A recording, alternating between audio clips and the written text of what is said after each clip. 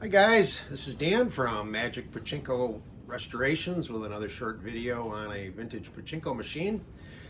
You might be able to tell we're back into the cold weather and you can see my breath in the videos, but I'm dressed warm. I got a heater above my head. I'm okay.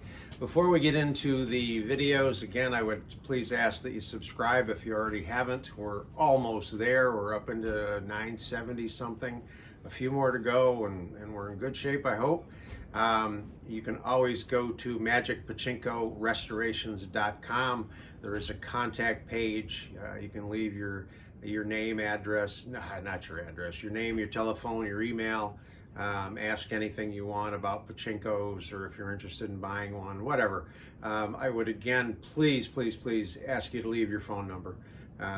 I get the notifications right away, and I do my best to call people right back. So leave your phone number.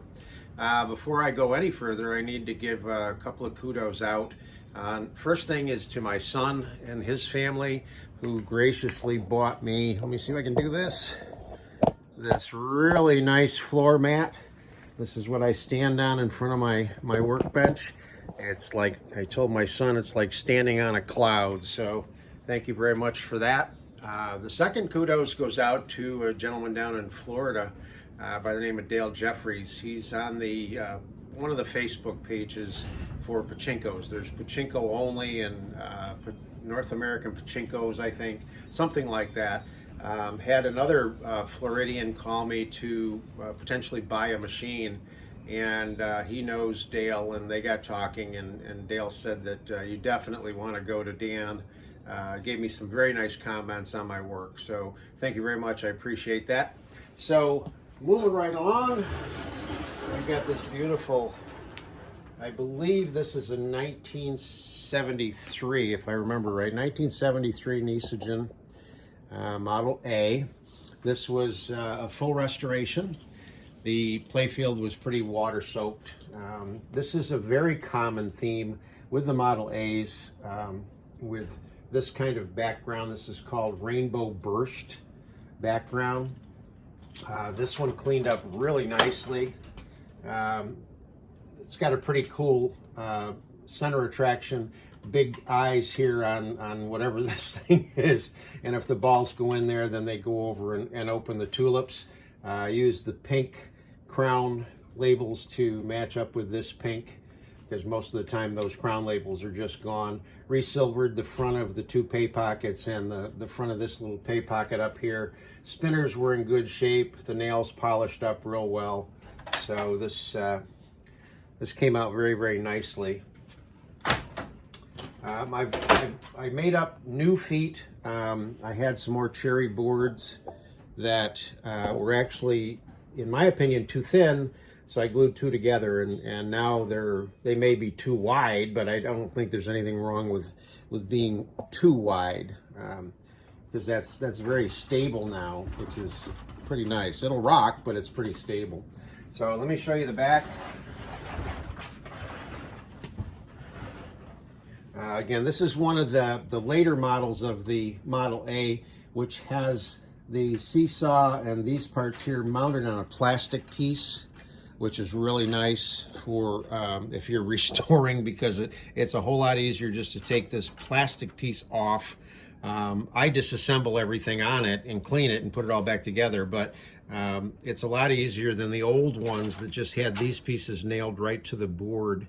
And then with the advent of the plastic pieces in here, instead of the metal pieces and things, it's just a much nicer, much easier to work on. So that's the back side of it, cleaned up real nice. So on a Model A, most of you guys have heard this before, but one of the reasons I make these videos is for the new owner. 12-volt power supply plugged into the wall. Plug it in here. This light up in this corner will come on. That's your ball out light, right up here. The jackpot light is here. This is the micro switch that controls the ball out light, and this is not micro switch, the leaf switch, and then that's the leaf switch that controls the jackpot. Okay, so those are the two lights. So after it's plugged in, Sorry for bouncing around there. After it's plugged in, the one thing you have to make sure of is that this is lifted up, this little loop here.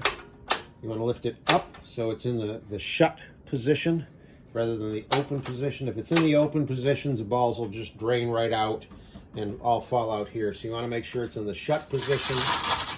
So take a handful.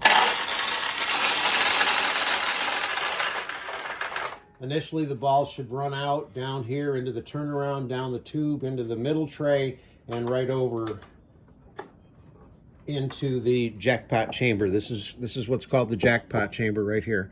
Those are the balls you would win if you do get a win. So that's where the balls should go, and then they should stop right there. So once you know that the balls are running through the system properly, you can go ahead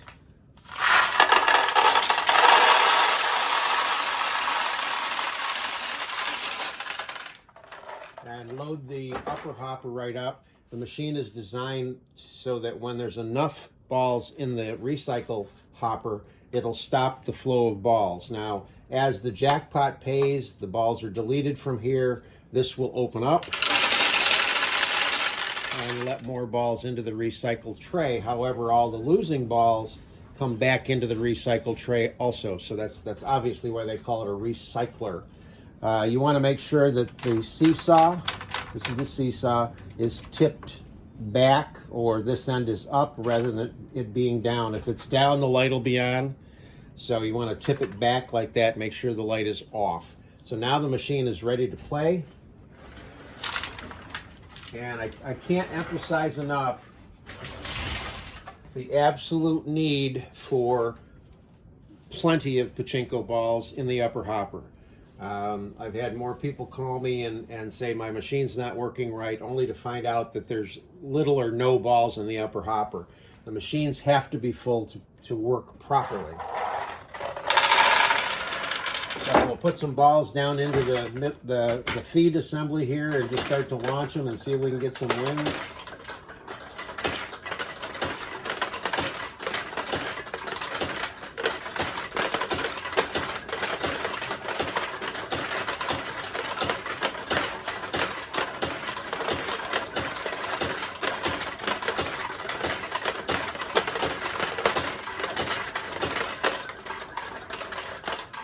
Sure, yesterday when I was testing it, I was winning all the time. So let me cheat it because I want to show you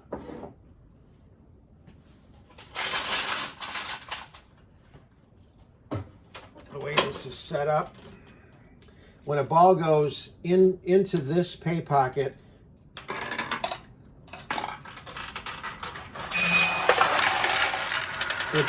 it drops straight through and will open this tulip. If it goes in the left eye here, it'll open the left tulip. The right eye would open the right tulip. Okay. Now, I don't know if you've noticed, but the winning balls come out here. The actual ball you launched will come out down here. So each time you win, one ball here, the winning ball's here. If you're getting more than one ball in your lower tray, your machine is slightly out of adjustment, and if you contact me, I'll tell you how to adjust it. So let's launch the balls now that the tulips are open.